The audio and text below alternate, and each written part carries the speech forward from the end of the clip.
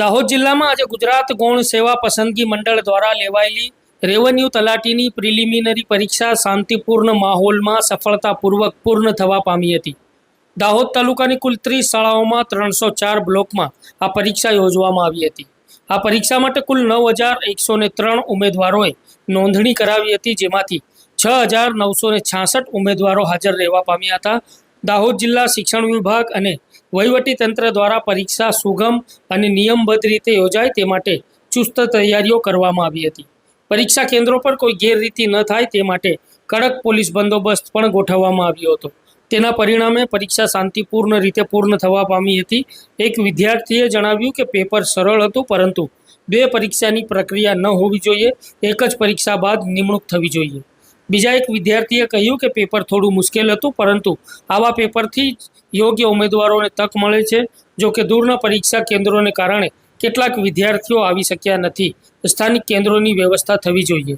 ત્યારે અન્ય એક વિદ્યાર્થીએ પેપરને સરળ અને મુશ્કેલનું મિશ્રણ ગણાવ્યું હતું અને સારી તૈયારી સાથે સફળ થવાની આશા વ્યક્ત કરી હતી. આ પરીક્ષામાં સફળ થનારા ઉમેદવારો હવે મેન્સ પરીક્ષાની તૈયારી કરશે. દાહોદ જિલ્લાના વહીવટીતંત્રની કાર્યક્ષમતાના કારણે કોઈ અનિચ્છનીય બનાવ કે ગેરરીતિની ઘટના નોંધાવા પામી નથી.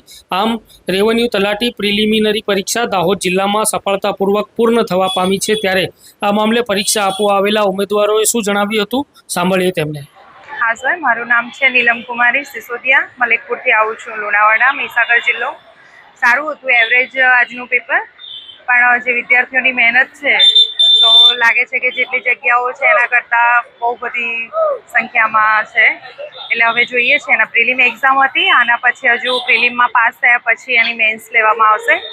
અને મારા ખ્યાલ મુજબ તલાટીમાં પ્રિલિમ્સ એન્ડ મેન્સ હોવું જરૂરી નથી. ફર્સ્ટ મતલબ કે પ્રિલિમ એક્ઝામમાં જ રિઝલ્ટ હોવું જોઈએ, બટ વાંધો નહીં, ગવર્મેન્ટનું હવે જે ડિસિઝન હોય, પ્રિલિમમાં જેની મેરિટ કટ ઓફ થશે અને ત્યારબાદ એ લોકોની મેન્સ લેવામાં આવશે. ચલો, થેન્ક યુ. આજની આ જે 14/9/2025 દિવસ જે તલાટીની એક્ઝામ લેવાય, જે હું તો ખૂબ થોડુંક હાર્ડ પેપર કહેવી શકાય એવું હતું.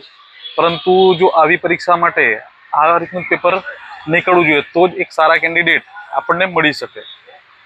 અને જોઈએ તો આમ તો પેપર સારું હતું. અને નંબર છે, હું મહીસાગર જિલ્લાથી આવું છું, નંબર થોડાક દૂર પડે છે, જેના કારણે ઘણી બધી સંખ્યા ઘણા બધા ઉમેદવારો આવી શકતા નથી. મારું નામ જોશી મિલનકુમાર હસમુખભાઈ છે. હું મહીસાગર જિલ્લા ખાનપુર તાલુકો અને ખડોદી ગામથી આવું છું. આજનું પેપર આમ તો થોડુંક લેન્ધી ને થોડુંક સારું હતું અને તૈયારી પણ સારી એવી કરી હતી. તો આશા છે કે પાસ થઈશું અને નેક્સ્ટ એક્ઝામ આપવા મળશે.